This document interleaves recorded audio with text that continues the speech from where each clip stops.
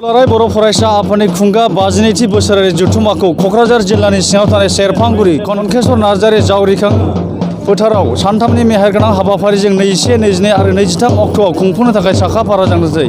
हाबाफारि बायदियै दिनैहाय सेरफांगुरि हालामनि गुबुन गुबुन फरायसालिमाफोरनि उन्दै फरायसा फरायसुलिफोरा मार्च पास्ट दिन्थिफुंनाय नुनो मोननायजों लोगोसे गुबुन गुबुन हाबाफारिखौ बेखेवनानै होयो। बाहाय दिनैनो ओरैनो रिहार्साल फाइनाल खालामगोन आरो जों फुल ड्रेस गानाखै फुल ड्रेस गाननानै खालामनाय जागोन आरो जोङो जेब्लानाखि फुल ड्रेस खालामगोन होनबा जोंनियाव आरो मोजांसिन जागोन। ओरैनो गथ'फ्रा हाजोबनायखौनो जों साननानै लागासिनो दङ आरो। गंबेसे फरायसालिनि फरायसुलिफोरा बाहागो लादों? बेयाव गंब्रै फरायसालिनिफ्राय बाहागो लादों। मोननै स्कुलनिफ्राय हौवा हिन्जाव लानाय जादों। मोनसे सेरफांगुरि स्कुलनिफ्राय निसानथलि मोनसे आरो गार्लस, बेनिफ्राय हाब्रुबारि स्कुलनिफ्राय मोनसे स्टिक ड्रिल होननाय मोनसे दंबावो जोंनियाव, बे गेटआव थागोन। ओमफ्राय बेनिफ्रायबो हाब्रुबारिनिफ्रायबो हिन्जावसाफोरखौ लानाय जादों। बेनिफ्राय UN एकाडेमि दं रामफलबिल, बेनिफ्राय आरो रामफलबिल हाइ स्कुल दङ। बे मोनब्रैनिखौ लानाय जादों आरो। मोनसे ग्रुपाव जोङो 31 आरो। ৰাতিপুৱাৰ পৰা আমি কিছুমান মানে ডেলিগেট হল বা আমাৰ গেষ্ট হাউচ তথা আমাৰ যে মেইন যিটো পেণ্ডেল সেইখিনি আমি ইতিমধ্যে উদ্বোধন কৰিলোঁ। আৰু বাকী এটাই আছে, এইটো আমি অলপ পিছত আলহী আহি আছে, এইটো আমি মানে উদ্বোধন কৰিম।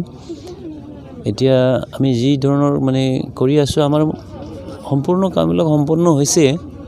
মানে ক'বলৈ গ'লে মানে আমাৰ ইয়াত কৰিবলৈ কিছুমান কাম বাকী আছে যদিও আমাৰ মোটামুটি এই যে আমাৰ 52তম যিটো বাৰ্ষিক অধিৱেশন নিখিল বড়ো ছাত্ৰ সন্থাৰ তৰফৰ পৰা আমি যি ধৰণৰ মানে নিৰ্দেশ পাইছোঁ, সেই নিৰ্দেশ মতে আমাৰ ইতিমধ্যে কামটো কৰা হ'ল। গতিকে যি ধৰণৰ আমাৰ ইয়াত ভলণ্টিয়াৰ ইতিমধ্যে আমি নিয়োগ কৰিছোঁ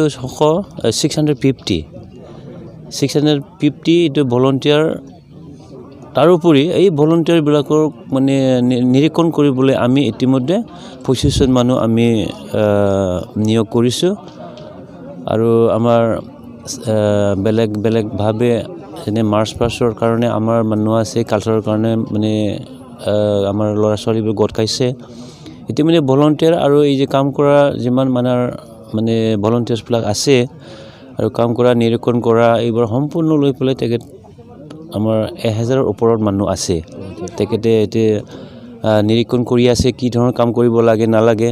ইতিমধ্যে আমাৰ মানে নিখিল বড়ো ছাত্ৰ সন্থাৰ ছেক্ৰেটাৰী আহি গৈছে, তেখেতে যি নিৰ্দেশ দিয়ে সেইমতে আমি কাম কৰি যাওঁ। আজিৰ পৰা 52তম অধিৱেশন কোকৰাঝাৰ চেৰফাংগুৰিত থকা কনকেশ্বৰ নাৰ্জাৰী জাউৰিখাং পথাৰত 3দিনীয়া কাৰ্যসূচীৰে আৰম্ভ হ'ব। তো আজি 4 বজাৰ পৰা আমাৰ প্ৰতিনিধি সভা আৰম্ভ হ'ব। 30খন জিলাৰ পৰা আমাৰ প্ৰতিনিধিবিলাক আহিব। ইয়াত বিশেষকৈ পৃথক বড়োলেণ্ড ৰাজ্যৰ যি দাবী সেই সম্পৰ্কে আমি আগস্থান দি পেলাই ইয়াত আমি আলোচনা কৰিম। কাৰ্বি আংলং আৰু ডিমা হাছাওত থকা বড়োসকলৰ যি হিল ষ্টেটাছ ST আজিলৈকে যিটো হোৱা নাই, সেই বিষয়ে আমি আলোচনা কৰিম। প্ৰস্তাৱিত বড়োলেণ্ডৰ বাহিৰত থকা বড়োসকলৰ ৰাজনৈতিক অধিকাৰ সম্পৰ্কে ইয়াত আমি আলোচনা কৰিম। এই তিনিটাটো আমাৰ মূল যি দাবীটো আগস্থান পাব প্ৰতিনিধি সভাত আমি ইয়াত আলোচনা কৰিম। যিহেতু সময়ে চৰকাৰৰ লগত আলোচনা কৰি থকা হৈছে, কিন্তু আমি বিচৰা মতে আমাৰ বড়োসকলৰ সমস্যাটো সমাধান হোৱা নাই। গতিকে নিশ্চয়কৈ এইবিলাক ইছ্যুক আমি আগস্থান দিম। দ্বিতীয়তে আমি বৰ্তমান অসমত চিটিজেনশ্বিপ এমেণ্ডমেণ্ট যি এক্ট এই সম্পৰ্কে আমি আলোচনা কৰিম। অসমত আৰু ভাৰতৰ বিভিন্ন প্ৰান্তত বিভিন্ন ধৰণৰ পৰিস্থিতি দেখা দিছে। গতিকে আমিও আলোচনা কৰিম এই আইনৰ যোগেদি আমাৰ বড়োসকলৰ কি ক্ষতি হ'ব পাৰে বা অসমত কি ধৰণৰ প্ৰভাৱ পেলাব পাৰে সেই সম্পৰ্কেও আমি আলোচনা কৰিম। 6 জনগোষ্ঠীসকলক ST দিবলৈ ৰাজ্য চৰকাৰে প্ৰস্তাৱ প্ৰেৰণ কৰিব বিচৰা হৈছে বুলি আমি ইতিমধ্যে বিভিন্ন পেপাৰ পত্ৰ টেলিভিশ্যনত আমি দেখিবলৈ পাইছোঁ। সঁচাকৈ চৰকাৰে কি ধৰণৰ এই সমস্যাটো সমাধান কৰিব বিচাৰিছে সেই সম্পৰ্কেও আলোচনা কৰিম। কিয়নো বিগত সময়ছোৱাত তেওঁলোকে CC2ক আশ্বাস দিছিল যে CC2ৰ লগত আলোচনা কৰিহে প্ৰস্তাৱ প্ৰেৰণ কৰা হ'ব বুলি তেওঁলোকে আশ্বাস দিছিল। গতিকে এই সম্পৰ্কেও আমি ইয়াত আলোচনা কৰিম। জ্বলন্ত সমস্যা যিবিলাক আছে সেই সম্পৰ্কে আমি আমাৰ এই প্ৰতিনিধি সভাত আমি আলোচনা কৰিম। আমি অৱগত নহয়, এই সম্পৰ্কে আমি অৱগত নহয়। চৰকাৰে কৈ আহিছে যে নিখিল বড়ো ছাত্ৰ সন্থা NDBৰ লগত আলোচনা কৰি বড়ো সমস্যাটো সমাধান কৰিম বুলি তেওঁলোকে কৈ আছে যদিও বাস্তৱ সময়ত তেনেকুৱা কোনো পদক্ষেপ আজিলৈকে লোকতো আমি দেখিবলৈ পোৱা নাই। তো আমাৰ দ্বিতীয় দিনাখনৰ যি কাৰ্যসূচী সেই কাৰ্যসূচীটো হ'ল 3খন আমাৰ চেমিনাৰ হ'ব। নেশ্যনেল এডুকেশ্যন পলিচি আৰু বড়ো মাধ্যম এই সম্পৰ্কে আমি এটা আলোচনা ৰাখিছোঁ। বিশিষ্ট শিক্ষাবিদসকল ইয়াত আহিব, তেওঁলোকক লৈ পেলাই আমি এখন আলোচনা চক্ৰ পাতিছোঁ। মহিলাসকলৰ কাৰণে এখন চেমিনাৰ ৰখা হৈছে। বৰ্তমান পৰিস্থিতি আৰু বড়ো মহিলাসকলৰ সবলীকৰণ এই সম্পৰ্কে এটা আলোচনা আমি ৰাখিছোঁ। তৃতীয়তে কৃষকসকলৰ কাৰণে এখন চেমিনাৰ পাতিছোঁ, য'ত কিছুমান কৃষি বিজ্ঞানী আৰু কিছুমান চৰকাৰী কৃষি বিষয়াসকলক আমি আমন্ত্ৰণ জনাইছোঁ।